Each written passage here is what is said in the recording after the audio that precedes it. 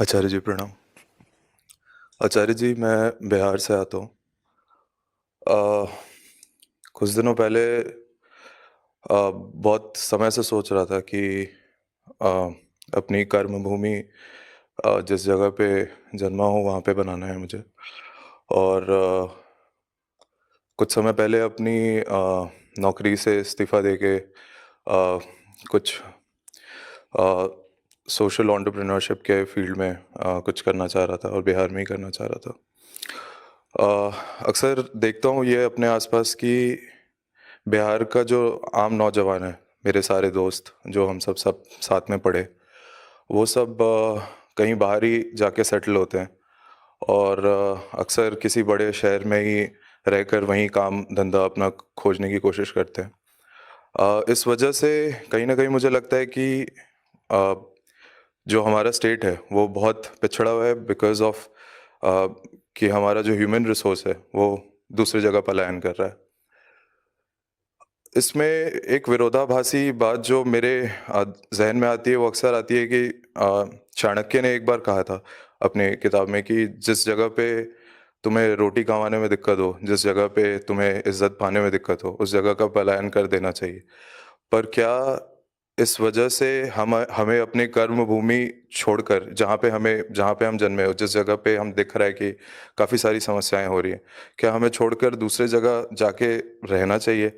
और क्या इस वजह से मुझे लगता है, मुझे पर्सनली फ़ील होता है कि जब मैं दूसरी जगह काम करता हूँ, तो इस वजह से कहीं न कहीं एक ग्लानि तो आती थी कि वो छोड़ के आ रहे हैं, उसके साथ-साथ एक आइडेंटिटी क्राइसिस भी आती थी। तो आचार्य जी, इस पे आप कुछ कहिए एक बार। देखो, चाणक्य नीतिकार थे, आध्यात्मिक गुरु नहीं थे। तो नीति के तौर पर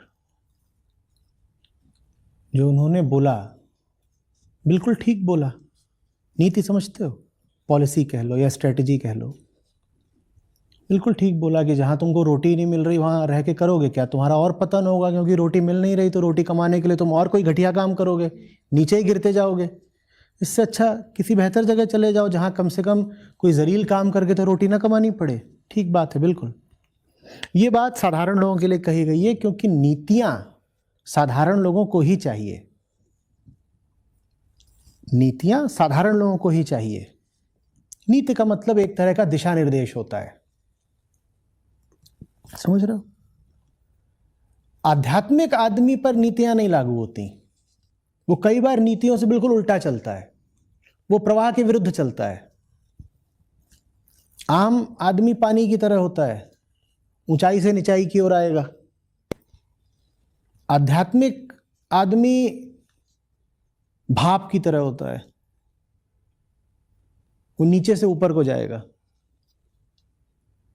तो जिस जगह जाने में कोई भी आदमी कतरा रहा होगा, आध्यात्मिक आदमी ठीक वहीं जाके बैठ जाएगा। लेकिन इस मामले में आध्यात्मिक आदमी और काहिल आदमी बिल्कुल एक जैसे लगते हैं। वास्तव में जिस जगह पर किसी भी साधारण आदमी को होना ही नहीं चाहिए, वहां अगर आपको कोई दिखाई दे तो 99% संभावना है कि वो कोई काहिल आलसी आदमी होगा, जिसमें इतनी भी ऊर्जा नहीं थी कि पलायन कर सके। कि जब कहा जा रहा था कि भाई निकल यहां से, तो आलस के मारे बोला अभी थोड़ा और सो लेते हैं, देख लेंगे, कोई बात नहीं, कौन जाए, दूर कहीं जाएंगे तो मेहनत भी तो करनी पड़ेगी, यहीं पड़े रहो, जो होगा रोटी मिल जाएगी, ऊपर से टपक जाएगी, ईश्वर दयालु है, वगैरह वगैरह। तो 100 में से 99 तो वही मिलेंगे जो काहिल लोग हैं। कोई एक ऐसा भी मिल जाएगा जो वहां पर इसलिए नहीं है कि वो किसी बेहतर जगह जा नहीं सकता था, वो उस जगह पर इसलिए है क्योंकि उस जगह को उसकी जरूरत है। हजारों बेहतर जगहें और हजारों स्वर्णिम द्वार उसके लिए खुले हुए थे, लेकिन वो उनको छोड़ करके एक ऐसी जगह में, एक ऐसे क्षेत्र में आ गया जहां धूल है, गर्द है, परेशानियां हैं, तकलीफें हैं, गोलियां हैं, गालियां हैं। ये काम आध्यात्मिक आदमी का होता है। तो अभी तुम पर है। तुम अगर एक साधारण आदमी हो तो चाणक्य ने बिल्कुल ठीक सलाह दी है तुमको। काहे ऐसी जगह पर लौट रहे हो जहां पर अभी भी कानून व्यवस्था कुछ विशेष अच्छी नहीं है, जहां आर्थिक अवसर नहीं है,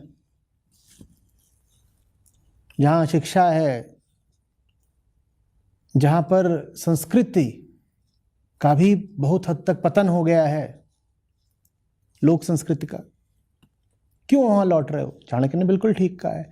लेकिन अगर आध्यात्मिक सूरमा हो तुम, अगर आत्मिक जाबाजी है तुम में, और सिर्फ तभी अगर है तो ही, जबरदस्ती सूरमा मत बनने लग जाना। अगर वाकई तुम में एक आध्यात्मिक निर्भीकता आ गई है तो फिर तुम जाओ ऐसी जगहों पर जहां कोई जाना नहीं चाहता।